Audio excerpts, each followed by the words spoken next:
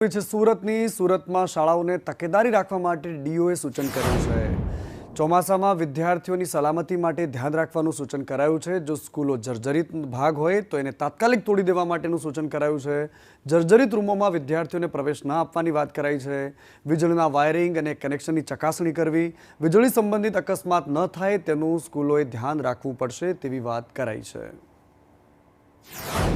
ચોમાસાની શરૂઆત થઈ ચૂકી છે ત્યારે ખાસ કરીને ચોમાસા દરમિયાન ઘણી બધી ઘટનાઓ બનતી હોય છે ત્યારે શાળા કોલેજોને લઈને જિલ્લા શિક્ષણ અધિકારી દ્વારા કયા પ્રકારના પગલાં લેવામાં આવ્યા છે? ચોમાસાની ઋતુની અંદર કોઈ મુશ્કેલી ન સર્જાય, વિદ્યાર્થીઓ સેફ રીતે રહી શકે તે માટે થઈ દરેક શાળાની અંદર એક નોડલ શિક્ષક અને નોડલ બેનની રચના કરવાનું જણાવવામાં આવ્યું છે। આ શિક્ષિકા બેન અને શિક્ષકભાઈ પ્રાર્થના સભાની અંદર વિદ્યાર્થીઓને અવગત કરશે કે ચોમાસાની ઋતુની અંદર શાળા સમય બાદ પણ નદી નાળામાં નાહવા ન જવું કે જેથી કરીને કોઈ પણ અનિચ્છનીય ઘટના ન બને।